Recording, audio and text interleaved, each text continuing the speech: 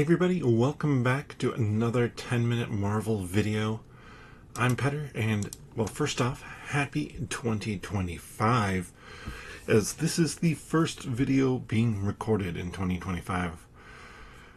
And it's talking about an interesting little update from, well, Disney themselves on Disney+. And it's one of those things that you can read into it, I think, a number of different ways. So the question is, what does this mean?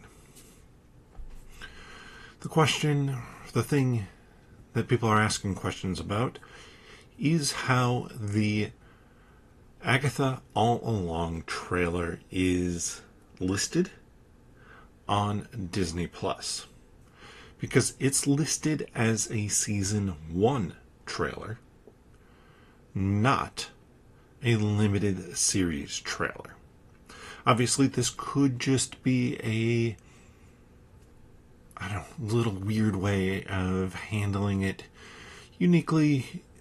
Could just be a data setting that is set by somebody who didn't really realize. It's just like, okay, yeah, this is the first season. Not thinking about, is this a season? Is this a limited series? So it could be one of those things that's absolutely nothing. But there also, on the other hand, have been rumors that we may be getting a second season of Agatha All Along. And that's the more interesting question, is what could a second season of Agatha All Along look like? Because the first season is very particularly Agatha All Along. We know that she is the one who created the legend of the Witch's Road. We see that in the final episode about how she and Nicholas Scratch have created this kind of story, the song, that then is where the legend stems from. Now, obviously, she didn't create the Witch's Road. That was created by Wiccan, by Billy. So, now we kind of have this season where the title has a very specific meaning to it. Agatha All Along specifically means that this whole adventure, this whole thing that everybody's been going on, has been generated from Agatha and her loss.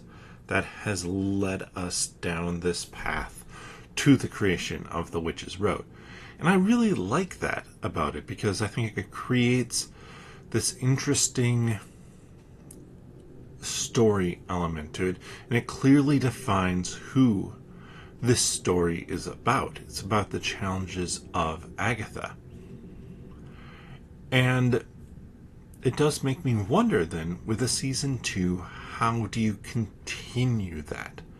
How do you continue with Agatha as a ghost being the person who the story is about? Because when you look at the Marvel shows, like WandaVision is about Wanda and her grief. It's very specifically focused on that. Moon Knight is about Moon Knight.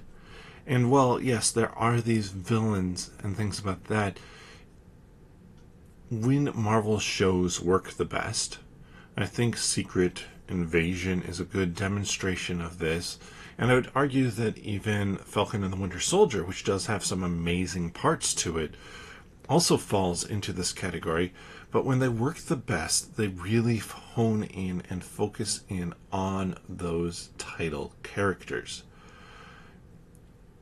One of my favorites, for example, Miss Marvel, actually struggles a lot in the villain department.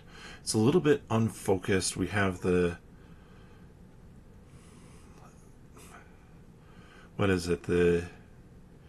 DODC, Department of Damage Control, as well as the people from the Noor Dimension. And both of them, neither of them really get fleshed out as villains. But when you study kind of the character arc and progression of Miss Marvel herself, that's where the story really shines. And that's why I love it so much, is we have such an engaging character and such a focused story that's being told. So we got that in Agatha All Along. How do they continue that into season 2? I do think there is a solid direction for it. I'm not going to say that I know how to pull off that direction perfectly, but I think there's a solid direction for it because you have the character of Nicholas Scratch still. We've gotten our introduction to Nicholas Scratch as a child. We know how it kind of leads into Agatha turning into the witch that she was, and just kind of that revenge out of grief. And not really revenge, but destruction out of grief, I should say.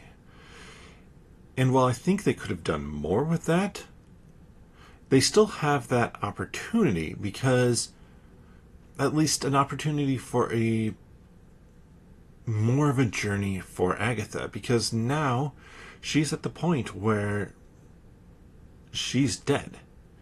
Nicholas Scratch is there on the other side of death, and she can't let go. She wants to still be in the material world because she can't face Nicholas. So if we're going to do an Agatha All Along season 2, I think that has to be the crux of the story. I think we need to be talking about and be aware of and understand that the story is about Agatha, because I think there's a risk too with this.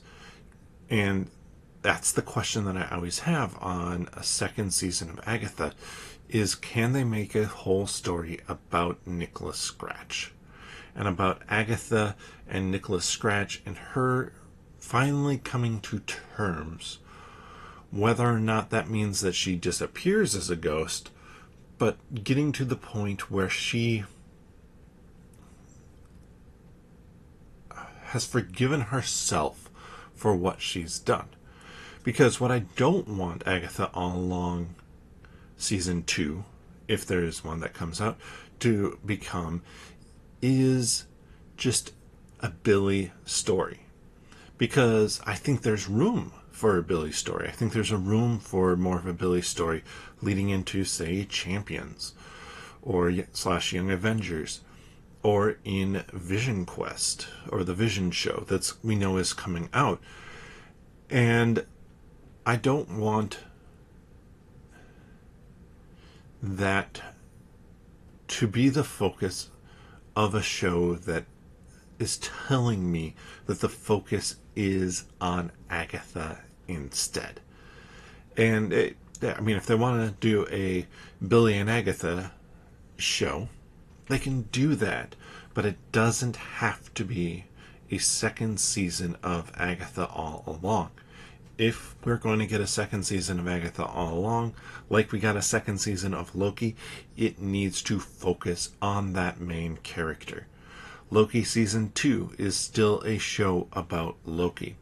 Yes, we still have Sylvie. We have a new character of OB introduced, but it is still a Loki-centered show. So what do you think about it? Do you want a second season of Agatha All Along? And how do they continue it being a show that is truly Agatha All Along, not just a team-up, not just a show that maybe is focused on a number of different characters, but something that has that focus and drive that the best Marvel TV shows have on that one character and that one character's development. Let me know your thoughts down in the comment section below. If you enjoy this content, please give the video a thumbs up. Appreciate everybody who is watching and checking out these videos. And if you want to hear our full conversation on this, we're going to be talking about it in our upcoming episode of 10 Minute Marvel podcast. So you can find the podcast here on YouTube. Click onto the channel, subscribe if you haven't already. We appreciate everybody who has been subscribing and helping this channel grow. And then click on the podcast tab. Or you can check out the podcast by searching for 10 Minute Marvel wherever you get your friendly neighborhood podcasts from. But with that, we'll see you next time.